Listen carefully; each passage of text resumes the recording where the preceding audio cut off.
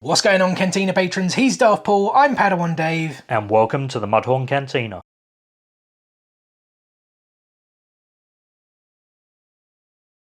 Today we are checking out the Asajj Ventress limited edition legacy lightsaber from Disney. And I did just want to say, guys, today is a bonus episode. We normally post on Saturdays, but this came so quickly and we were so excited to check it out and share with you guys that we decided to, as I said, make this a bonus episode. But we will still drop another episode this Saturday, so make sure you subscribe to stay tuned. So unless I'm mistaken, this is the 8th limited edition box set that Disney have produced. Yeah, and I'm not 100% sure on the others, but this is definitely canon, right? Yeah, this appeared in the 2D Clone Wars series where Dooku gifts the sabers to Ventress. Yeah, and that came out over 20 years ago now, celebrated its 20th anniversary last year, hence the number 20 on my t-shirt. So as for the box design, I don't know about you, I kind of get like anime feels on this. Doesn't really look very Sithy, if that's yeah, that's what I thought when I kind of first saw it, but obviously it is true to the anime. So. Yeah, this is the exact design. I don't know if anyone knows whether this means anything. If so, drop a comment below. But the obvious difference is, of course, that latch, which, I mean, I guess it has to be there in terms of opening up, right? Yeah, it was probably hard for them to really do anything else with it, unless you could kind of have some kind of push-button mechanism, like a fancy IKEA, those IKEA opening cupboard furniture, or like, because that would be the cool thing if there was some kind of mechanical way to open it up, like it does. Yeah. In that scene, but like it does open up pretty fast as well. So yeah, exactly. I mean, I could kind of see that the box seems quite fragile in terms of the paint job, unlike the previous box sets, which are mostly all weathered.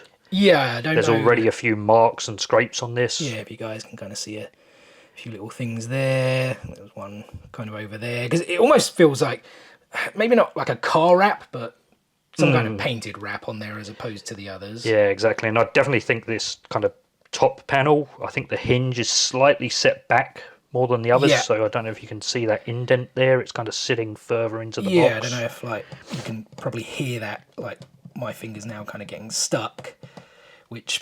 And once the latch is on, that's even more kind of pulled down. Yeah, so that... When the latch is closed, sorry. Absolutely, yeah. So that's why it's like there's a slight disappointment, shall we say, in the way that the kind of mechanism works, but again, could they have really done anything else about that? So this is how it actually opens.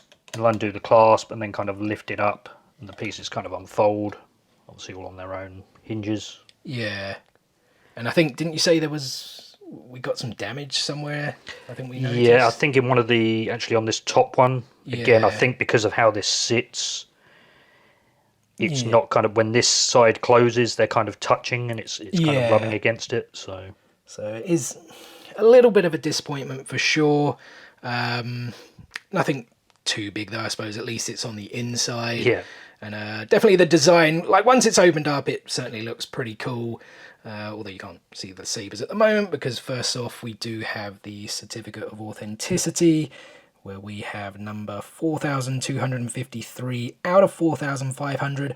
I've always been curious. Is it like a global number, like global piece count? I'd have always assumed so with the edition size, but I'm never entirely sure, because I assume there would have to be different stickers on the sabers and stuff for distribution in Europe compared to the US. But yeah, I've always wondered, because it's the same of I'm pretty sure I've seen Funko have had piece counts on stuff released in the US and then different for Europe and other parts in the world. So again, if anybody knows, drop a comment below. And there is always a character quote on the bottom of these. It says, "Jedi, their order is a fading light in the dark. Corrupt and arrogant, they must be punished.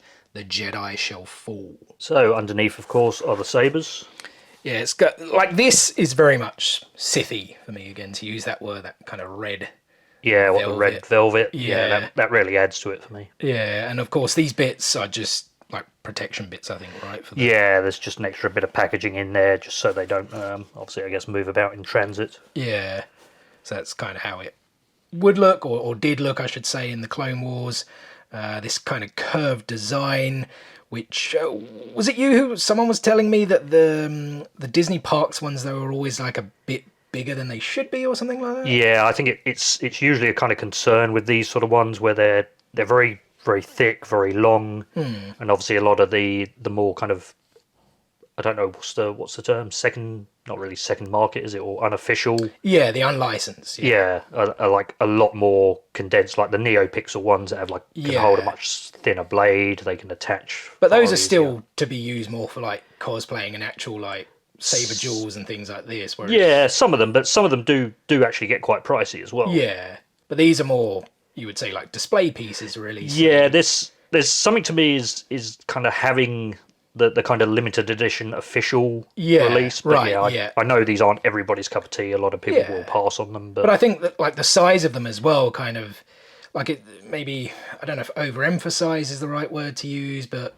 the fact that they are display pieces, it's like, have they made them just slightly bigger to kind of stand out more, you know? Yeah, it could well be. I mean, I imagine they're using a lot of reusable parts inside, so they can kind of change the hilts up and still use the same pieces. Although the new Yoda lightsaber that came out very recently from the parks was a much newer design. It had a different type of blade. It was much smaller. Yeah. The lightsaber itself was much more kind of in line with the size of Yoda's. Okay. But then in saying that, these are a re-release. These are the original Ventress sabers that originally you only got one in the kind of black or grey case that were available at the park, but I was never able to pick one of those up, so I'm actually really glad that they actually came out. And I'm really glad that Disney UK are now sort of stocking these in the stores. Yep, like literally at the same time. In fact, probably, well, I don't know if they went live on Disney US at midnight, but we had them at like 9 a.m, I think. Yes, I think so, yeah. I think I had checked a bit earlier in the morning and they weren't there, but it may have even been 8:30, I think I checked, and I think they were on there. Okay, that's pretty cool. Maybe like 7 a.m. or 8 a.m. drop then. But what retailed $370? Yeah, £370 here in the UK. I think it was $400. Yeah, in $400. the US. I think it's sold out in the US. Right? Yeah, it's definitely sold out on StoreDisney.com. Yeah.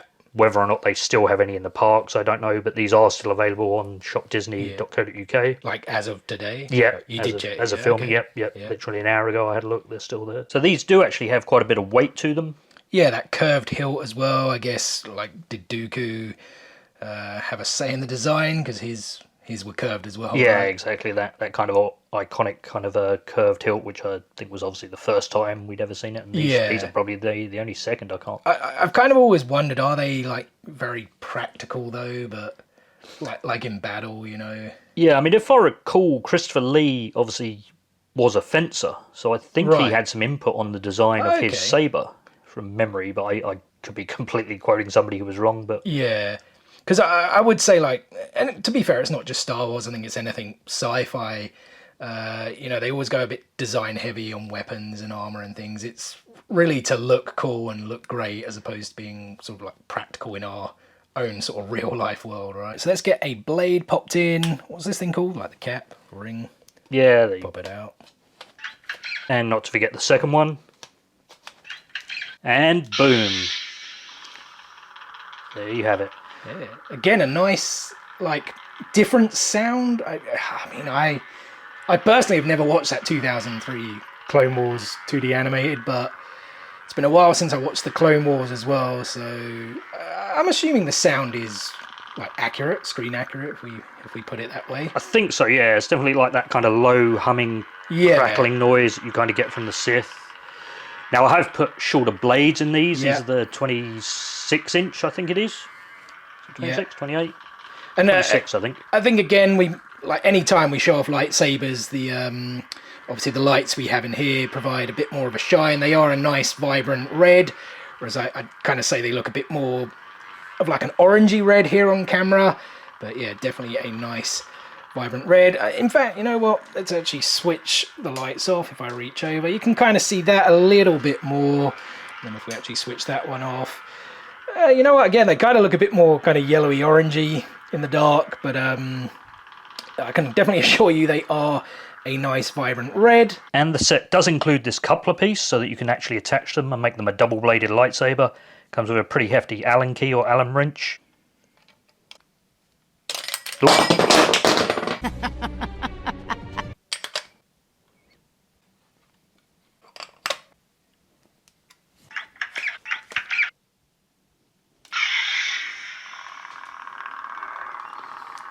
There we go. Again, Is that the most practical? What a way to fight. Yeah. Probably not. It's probably quite an awkward thing. I mean, then again, I guess it would have its effect. There's not a lot of room here, hence why we use the shorter blades on these. But yeah, I mean, this would measure quite far if you had the longest blades in for sure. Yeah. But again, we said it before. I think Star Wars sci-fi, it's really about the aesthetics, right? Stuff needs to look cool, and you can film anything like impractical and make it practical at the end of the day. Yeah, exactly. And this does look cool. Yeah, absolutely no question. So, do you want to give us a couple of spins? Or... No, I don't think so. This is quite heavy, and I'd be worried about taking my arm out of socket. Yeah, even if we had the space, to be honest. But yeah, overall, I think very, very cool.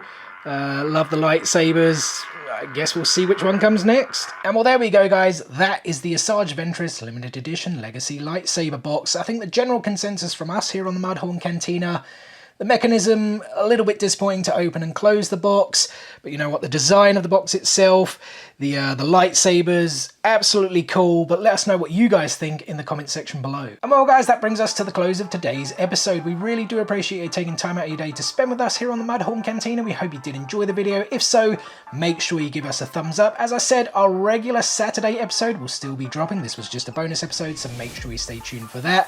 What is the easiest way to stay tuned, you ask? It's very simple. Subscribe and enable those notifications so you don't miss out on any of that future content. If you guys want to check out the last episode, there it is right there. Otherwise guys, thanks again for watching, and as always, may the Force be with you.